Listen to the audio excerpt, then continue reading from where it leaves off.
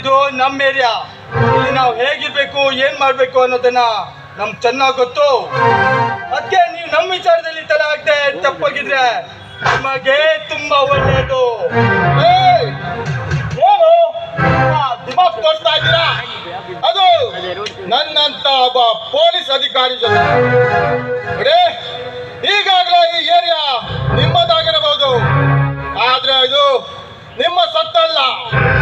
ಇಂಥ ಕಡೆ ನಿಮ್ಮಂತವರನ್ನ ಯಾವುದೇ ಅಹಿತಕರ ಘಟನೆ ನಡೆಯೋ ಮುನ್ಸೂಚನೆ ಕಂಡು ಬಂದರೆ ತಕ್ಷಣವೇ ಹೋಗಿ ಅಲ್ಲಿ ಎನ್ಕ್ವೈರಿ ಮಾಡೋದು ಈ ಪೊಲೀಸ್ ಅಧಿಕಾರಿಯಾದ ನನ್ನ ಹಕ್ಕು. ಅದಕ್ಕೆ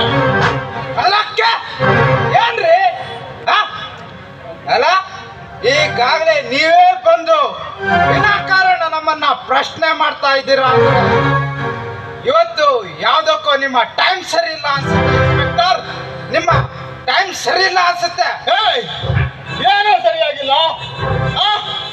ನೋಡು, ಇವತ್ತು ನೀವು ತಿಳ್ಕೊಂಡ್ರೆ ಹಾಗೆ ಈ ಏರಿಯಾದಲ್ಲಿ ಏನೋ ನಡೆದಿಲ್ಲದೆ ಇರಬಹುದು, ಆದ್ರೆ ಮೊನ್ನೆ ತಾನೇ ನಡೆದಿರೋದು ಅದಂತ ಘಟನೆ ಗೊತ್ತಾ?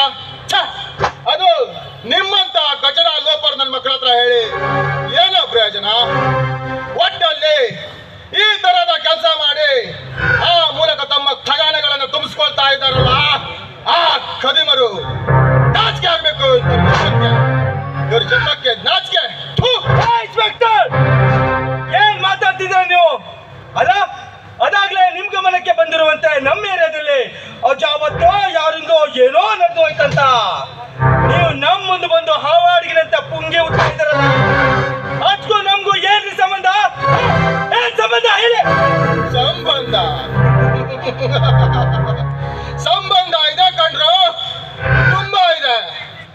ಆದ್ರೆ ಇವಾಗ ಸದ್ಯ ನಿಮ್ಮನ್ನ ಬಂಧಿಸೋಕೆ ಬೇಕಾದಂತ ಎವಿಡೆನ್ಸ್ ಅದೆಲ್ಲೋ ತಲೆ ಮೆರೆಸಿಕೊಂಡು ಇರೋದ್ರಿಂದ